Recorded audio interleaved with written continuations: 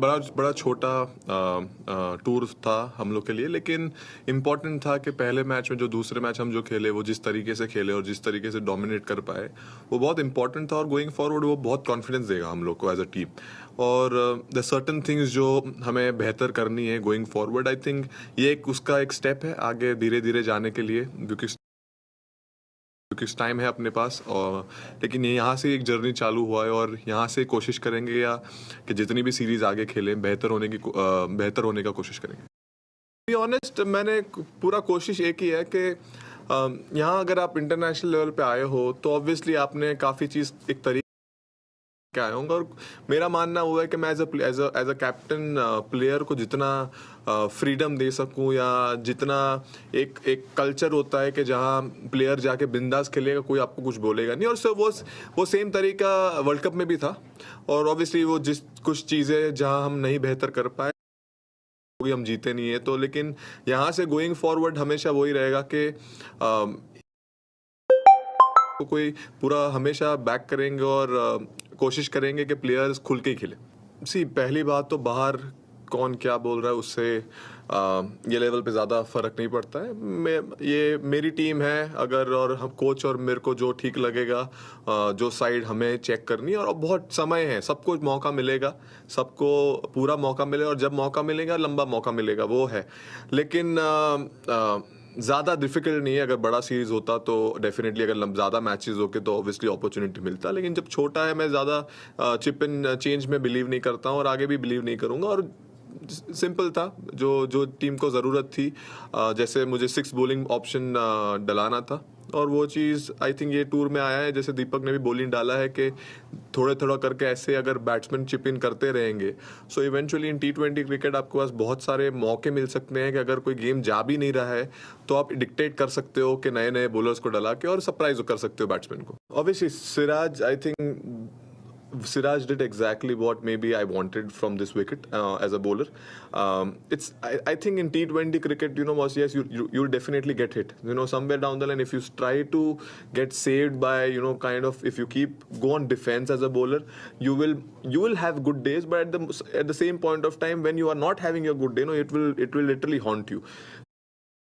And for my bowling unit, my plan is simple. Let's be aggressive. What's going to happen? We're going to lose game, right? We're going to score maybe 200. That's the worst could happen. But at the same point of time, if we are aggressive, and if today some situation like this when they are ahead of the game, but if you keep that intent of being aggressive, mentioned in the last game as well, that it's not about being aggressive, is not about being going for the wicket every ball. It's about your behavior, it's about your attitude, it's about your body language.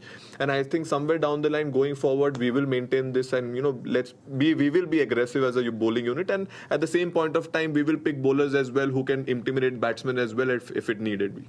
I think I've played enough cricket to watch the scoreboard and play, so I was aware of the situation, and they were trying to pass on the same message when I came out, and they were like, we were trying to send a message to you. I said, but I already knew what you were trying to say. So obviously they thought, sometimes it happens when you're playing, you are not aware. But I think somewhere down the line where I play, most of the time I have to see the scoreboard and replay accordingly. So I was aware.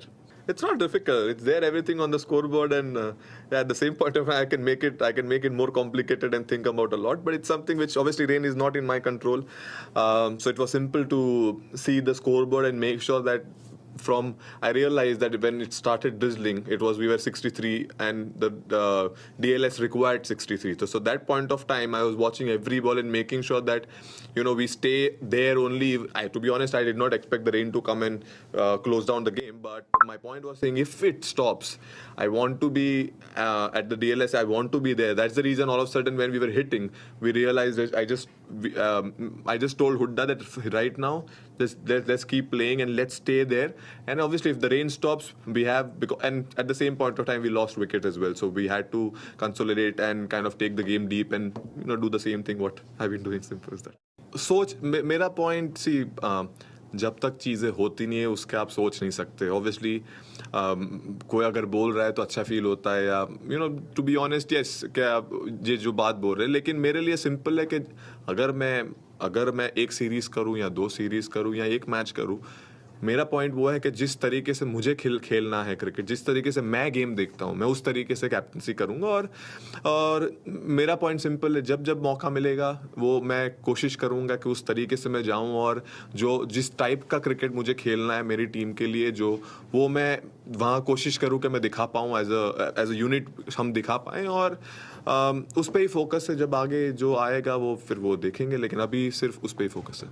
Definitely वो difficult नहीं होता, वो किस तरीके से आप handle करें। मेरा सिंपल है, मेरे रिलेशन हर प्लेयर से इक्वली अच्छे हैं, और अगर मैं किसी को नहीं खिला पा रहा हूँ, सो उनको भी पता है कोई पर्सनल है नहीं, वो जिस सिचुएशन में अगर नहीं हो पाया है, और कोशिश वो रहती है कि मैं हमेशा वो मुझे हेल्प करता है, क्योंकि बिकॉज मैं पर्सन ऐसा हूँ कि जो हमेशा लोगों के पास रहा हूँ और हमेशा लोगों को अराउंड रखा है अगर किसी को मेरी ज़रूरत है। तो अगर उन सबको एक मैसेज क्लियर है, अगर आपको थोड़ा भी कुछ लग रहा है, my doors are always open for them to come and have a chat with me, because मैं समझ सकता हूँ उनका भी फीलिंग। अगर किसी को बाहर, जैसे for example Sanju Samson unfortunate था, हमको खिलाना था लेकिन कोई चीज़ की वजह से हम नहीं खिला पाए, लेकिन मेरा पॉइंट वो है कि मैं समझ सकता हूँ उनका, मैं उनके शूज़ में जाके सोचता हूँ, क्योंकि एज अ क्रिकेटर डिफिकल्ट होता है। आप कितना भी बोल लो इंडिया के लिए खेल रहे हैं, लेकिन अगर आप बाहर कंटिन्यूसली बैठ रहे हैं और मौका नहीं मिल रहा है, सो वो डिफिकल्ट होता है। मैं सिर्फ कोशिश वो करता हूँ कि मैं उनके शूज़ में जाके देखूँ, और कितना, एक चीज़ होता है, एक टाइम के बाद मैं कितने भी वर्ड बोल दूँ, उनको कितना भी बोल दूँ, एक टाइम के बाद वो वर्ड उनके लिए वो डिफिकल्टी रहते हैं। लेकिन at the same point of time अगर मैं कंटिन्यूसली वो चीज़ मैं रिपीट कर पाऊँ और एक हेल्दी एनवायरनमेंट रख पाऊँ जहाँ प्लेयर को पास अगर उनको बुरा लग रहा है, so they have the right to come and speak to me, and they have the right to go and speak to the coach. I think going forward वो चीज़ अगर रहा या मेरी टीम में वो चीज़, मेरे को नहीं लगता वो प्रॉब्लम होगा, बिकॉज वो मेरा बिहेवियर और नेचर ही मेरा वैसा है कि मेक श्योर करता हूँ कि सब साथ में हो। यही सीरीज़ है जहाँ you can identify the six bowler as well, and Hooda bowling डालता है, अच्छा डाल रहा है। और मेरा सिंपल था, मैं अभी वर्ल्ड कप खेल के आया हूँ, and there is a big white ball season again will start for me. So for me it was important that मैं बॉल डाल सकता था, लेकिन पॉइंट वो था कि अगर मैं बॉल डालूंगा तो एक बंदे को मौका नहीं मिलेगा और पूरा चेंज होगा। तो इसलिए वो कांस्टेंट एफर्ट था कि यस हम 6 बैट्समैन से जाएंगे, बिकॉज अगर आपको मार के भी खेलना है, तो अगर आपको you are aware of the 6 batsman, आपका एक बैट्समैन कम है, तो automatically as a batting unit will have to take responsibility, and that will somewhere down the line in big matches will help us to remember that you know what, वो responsibility के साथ खेलने की आदत लग जाएगी। ऑब्वियसली शायद हर बार हम 6 के साथ नहीं जाएंगे, लेकिन मोस्ट ऑफ द टाइम आज ऐसा सिचुएशन हमें लगा कि बिग बैट्समैन ठीक है, हम कम से जाएंगे, कोई प्रॉब्लम नहीं, लेकिन लंबे टाइम के लिए वो चीज़ हेल्प करेगी एज अ प्लेयर, बिकॉज मैं जहाँ बैटिंग, अगर आपके पास एक बैट्समैन कम हो पीछे, और तब अगर आपको मारना है ना, वहां से जो आपको कॉन्फिडेंस मिलता है वो शायद जब 4 विकेट पीछे हो, मेरे हिसाब से मुझे नहीं मिलता है।